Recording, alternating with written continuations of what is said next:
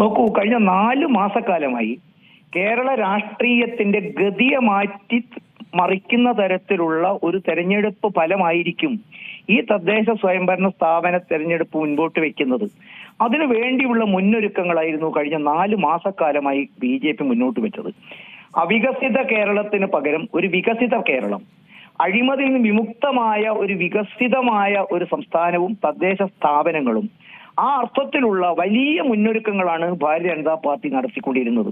താങ്കൾ ചൂണ്ടിക്കാണിച്ചതുപോലെ വികസന രംഗത്ത് തകർന്നടിഞ്ഞുപോയ കേരളം, രാജ്യം കുതിക്കുമ്പോൾ കേരളം തകരുകയാണ്.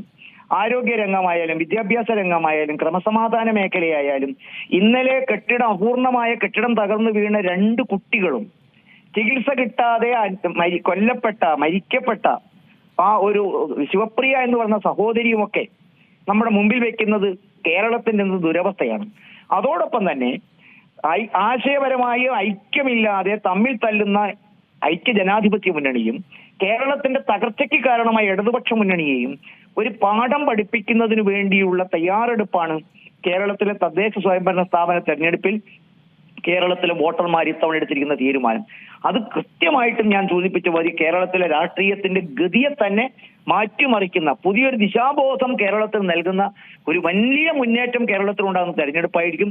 അതിന് അരയും തലയും മുറുക്കി ഭാരതീയ ജനതാ പാർട്ടിയും ദേശീയ ജനാധിപത്യ സഖ്യവും മുന്നൊരുക്കങ്ങളൊക്കെ പൂർത്തിയാക്കി കഴിഞ്ഞിരിക്കുന്നു. ഇന്നത്തോടുകൂടി തെരഞ്ഞെടുപ്പ് ഗോതയിൽ വർദ്ധിത വീര്യത്തോടെ 2 മുന്നണികൾക്കുമെതിരായുള്ള കേരളത്തിലെ പുതിയൊരു രാഷ്ട്രീയ സംസ്കാരത്തിന് തുടക്കം കുറിക്കുന്ന പ്രസ്ഥാനമായിട്ട് ദേശീയ ജനാധിപത്യം മുന്നേറും എന്ന കാര്യത്തിൽ ഒരു സംശയവും വേണ്ട. ഏറ്റവും പുതിയ വാർത്തകളും വിശേഷങ്ങളും വിരൽത്തുമ്പിലറിയാൻ സീ മലയാളം ന്യൂസ് എല്ലാ ഡിജിറ്റൽ പ്ലാറ്റ്ഫോമുകളിലും ലഭ്യം.